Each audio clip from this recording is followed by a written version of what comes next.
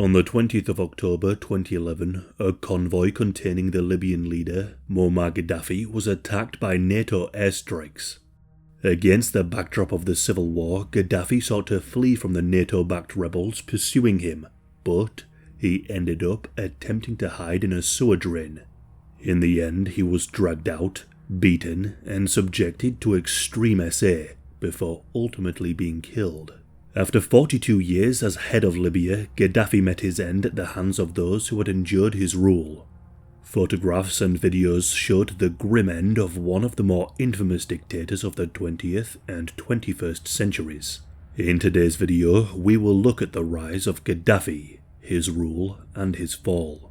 Gaddafi was born in 1942 near the Libyan town of Sirte, to a nomadic Bedouin family. Gaddafi would learn from an early age of the consequences of European colonialism, with Libya at the time controlled by fascist Italy. His grandfather had been killed during the Italian invasion of 1911. It would not be until 1951 that Libya obtained independence, but even then, it was ruled by King Idris.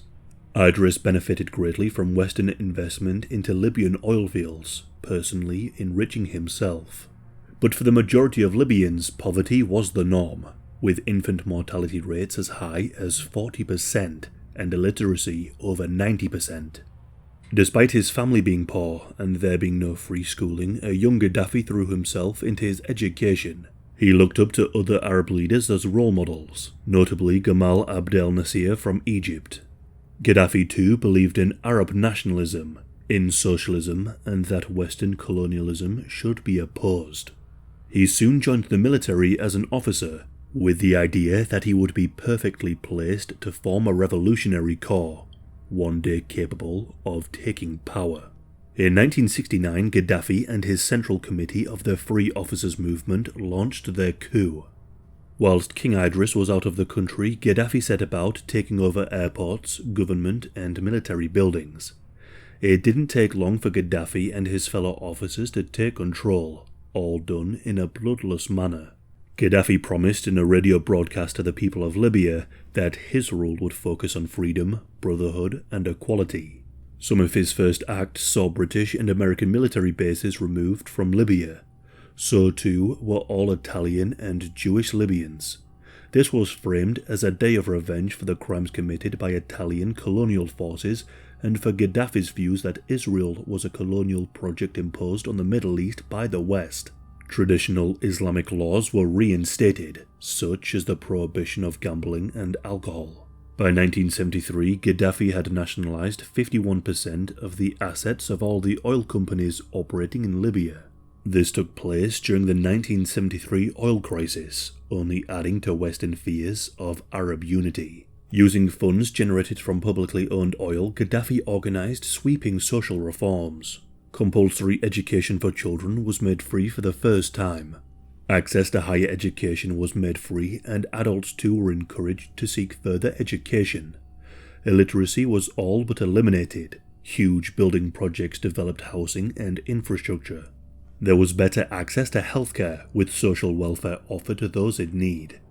By 1979, the life of the average Libyan had improved greatly, with Libya's per capita income on par with European powers such as Italy or even Great Britain.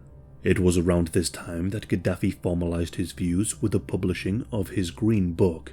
In it, he described his third international theory, a rejection of Western neocolonialism and a rejection of godless communism. Instead, he saw the birth of an Islamic coalition of third world countries as to act as a bulwark against the outside interference. Gaddafi diverted oil revenues to support underground terrorists and freedom fighter causes. Black September, those responsible for the Munich massacre of Israeli Olympic athletes, were in part funded by Gaddafi. The bodies of those responsible received a hero's welcome in Libya. Gaddafi was one of the few backers of Nelson Mandela and the African National Congress, eager to see apartheid and Western influence gone from South Africa. He saw himself as the man to unite Arab and African countries against outside interference, and he backed causes that would strike a blow against the West. By backing the likes of the IRA, the ANC and Black September, Libya's relations with the rest of the world were often strained. By 1977, those on Libya's ruling Congress had grown tired of Gaddafi's support for all manner of freedom fighters and terrorists, feeling that the money would be better spent in Libya. Gaddafi oversaw the dissolution of the ruling Congress and sought to replace it with direct democracy for the people of Libya. In reality, this meant a reduction of civil liberties for the average Libyan. All the while, Gaddafi styled himself as the brother leader, backed by an oppressive secret police force. The reach of Gaddafi's agents would extend to those dissidents who had fled Libya. Often, Gaddafi's agents would make very public examples of those who defied him, killing them in broad daylight. This reckless approach can perhaps best be seen in the death of British police officer Yvonne Fletcher. She was working at a protest in front of the Libyan embassy in London, exiled and dissident Libyans protesting Gaddafi's rule. From within the embassy, Gaddafi's agents opened fire into the crowd with machine guns, leaving 11 wounded and Yvonne Fletcher fatally shot. In response, Britain severed all diplomatic ties with Libya and would remain a consideration for some years. During the 1980s, a global crash in the price of oil affected Libya greatly. Infrastructure projects were dropped whilst spending for the military increased. In 1981, American military training exercises in the Gulf of Sirte saw the Libyan air forces attempt to engage American vessels. The Libyans were roundly defeated, only furthering sour relations between the two countries. This would not be the last time that such an engagement would occur. In 1986, in the Gulf of Sidra, Gaddafi sought to claim international waters as his own. When American vessels crossed Gaddafi's line of death, the Libyan forces attacked. They again were defeated. This engagement led to the United States launching a number of attacks against Libyan military installations, resulting in the deaths of around 30 Libyan civilians. It was not only military engagements that Gaddafi led Libya into, but also a number of terrorist attacks. In April of 1986, in retaliation for the defeat, Gaddafi's intelligence service organised the bombing of the La Belle Club in West Berlin, an establishment that was known to be frequented by American soldiers. 3 were killed and 229 were injured, but perhaps the most infamous act was the Lockerbie bombing. On the 21st of December 1988, the Libyan intelligence service sought to strike back against America, targeting Pan Am Flight 103. A suitcase containing a Libyan-made explosive was placed in the cargo hold of the plane and detonated over the Scottish town of Lockerbie. All 259 passengers and crew were killed, with 11 people on the ground in Lockerbie killed as a result of the flaming wreckage. The 1990s saw Gaddafi consolidate power and start the production of weapons of mass destruction, notably mustard gases. He survived a number of attempted coups and assassinations that only led to him further consolidating power. Rather than focus on ties with the Arab world, Gaddafi sought to cement his ties with African countries. He became one of the founders of the African Union, an organisation to encourage unity and economic ties between African states. In 2001, Gaddafi responded to the September 9/11 attacks with calls for unity. He saw the threat posed by Islamic fundamentalists and provided solid intelligence in the war on terror. This served to re-normalize relations between Libya and the West. Gaddafi paid almost $3 billion in compensation to the victims of the Lockerbie bombing, with sanctions lifted in turn. His weapons stockpiles were destroyed as he sought to reshape his image. Even relations with longtime enemies such as Italy were normalized, with an apology coming from Italy for its colonial crimes. Gaddafi was well aware as to the fate of Saddam Hussein and sought to reform the economy. The media was gradually made freer, with attempts to reform the country's constitution made by Gaddafi's son. In the late 2000s, the Arab Spring was in full swing. For many in Libya, they were unemployed, saw the corruption of Gaddafi, and saw how other Arab nations were removing their own dictators.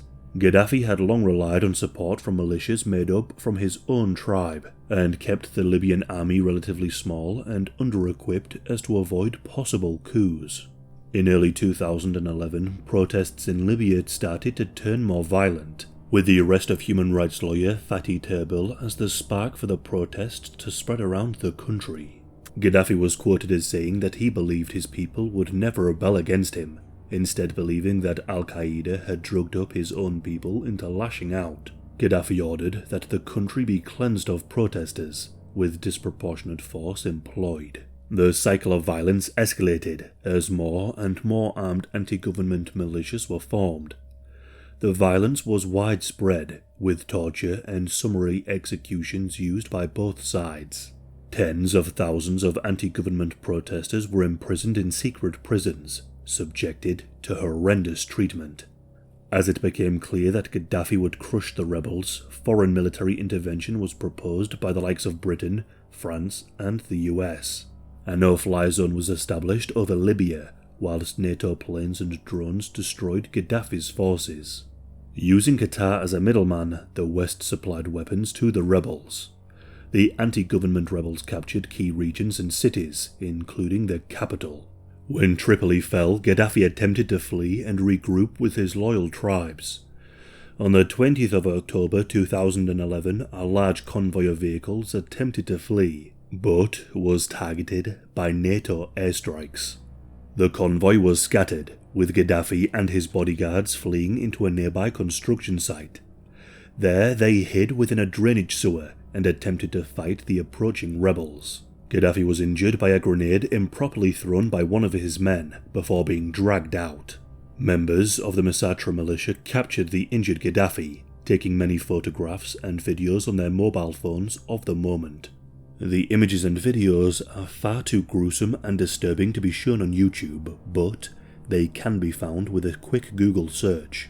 Gaddafi was sodomized with either a bayonet or a knife and dumped on the back of a pickup truck, and Gaddafi would soon be dead. Officially, he was caught up in a crossfire between the rebels and his men, though exactly how he died is not entirely clear. His body was displayed in Misrata for all to see before being buried at an unknown location. Many celebrated the death of Gaddafi, welcoming the death as an unpredictable backer of terrorists. Meanwhile, others saw the loss of an ally to the underdogs of the world. His actions doubtlessly led to a great deal of resentment in Libya for promises not met. But without the intervention of a number of countries that he constantly alienated and antagonized, his ousting may not have been possible. The aftermath in Libya was catastrophic, with the country left reeling from the civil war, and far too many disparate militias and warlords competing for control. Gaddafi will remain one of the more controversial dictators of recent times, and one that met an incredibly gruesome end.